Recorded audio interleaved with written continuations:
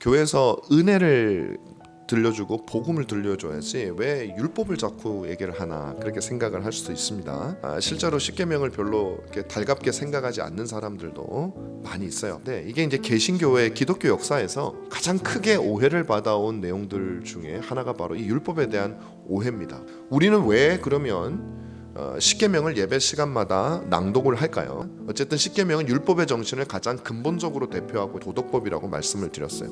율법은 뭐냐면 근본적으로 하나님과 그 백성 사이의 관계를 규정하는 겁니다. 하나님은 자기 백성이 아닌 사람에게는 율법을 주실 필요가 없어요. 왜냐하면 자기 말을 안 들을 거니까. 내 백성이라야 그 왕을 인정해야 그 왕국에서 있는 율법을 듣겠죠. 그 나라의 시민이어야. 그래서 하나님은 자기 백성에게 율법을 주는 것이고, 그래서 율법은 하나님과의 관계를 규정합니다. 우리는 흔히 율법이 창조 이후에 하나님께서 따로 주신 거라고 생각을 해요. 그러면 그 율법을 주기 전까지 아담과 하와는 그럼 어떤 상태였냐라는 거죠. 한번 상상을 한번 해보세요. 하나님이 처음으로 준 율법이 뭐냐면은 선악과를 먹지 말라는 거죠. 그거 먹으면 죽는다. 이게 명령이 율법이잖아요. 하나님이 선악과를 먹지 말라는 명령을 주시기 전에는 그러면 명령이 없었냐라는 거예요. 그렇지 않을 거라고 저는 생각을 합니다. 만약에 하나님이 처음 만드셨을 때 율법이 없었냐? 그렇지 않다라는 거죠. 만약에 아담이 선악과는 따먹지 않았지만 하나님께 막 저항을 해요.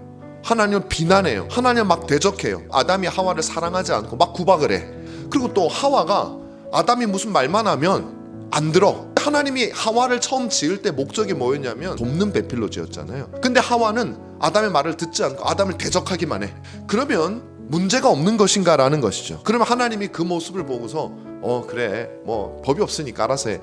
그렇지 않을 거예요. 아마 분명히 하나님은 아담과 하와에게 벌을 내리셨을 겁니다. 왜 제가 이렇게 생각을 하냐면 성경은 우리에게 가르치기를 하나님이 명시적으로 그들에게 선악과에 대한 명령을 주기 전에도, 그 십계명 명령을 주기 전에도, 특별히 아담이 창조되는 그 순간부터 하나님과 인간 사이에는 율법이 있었다라고 성경은 말을 해주고 있다라는 것이죠. 그래서 그 율법을 어떻게 지키느냐에 따라서 하나님께서는 아담에게 벌을 주실 수도 있고 계속해서 축복을 공급해 주실 수도 있다라는 거예요. 이때는 중보자가 없기 때문에 오로지 아담이 율법을 지키느냐, 하나님이 그 마음속에 새겨준 그 율법을 지키느냐에 따라서 그들이 행복할 것이냐 불행할 것이냐가 결정이 되는 것이죠. 하나님이 축복할 것이냐 저주할 것이냐가 바로 하나님이 주신 그 법에 따라서 결정이 된다라는 거죠. 이걸 상징적으로 보여주는 게 뭐냐면 선악과에 대한 명령이에요. 우리는 이걸 신학적인 용어로 행연약이라고 이미 배웠습니다.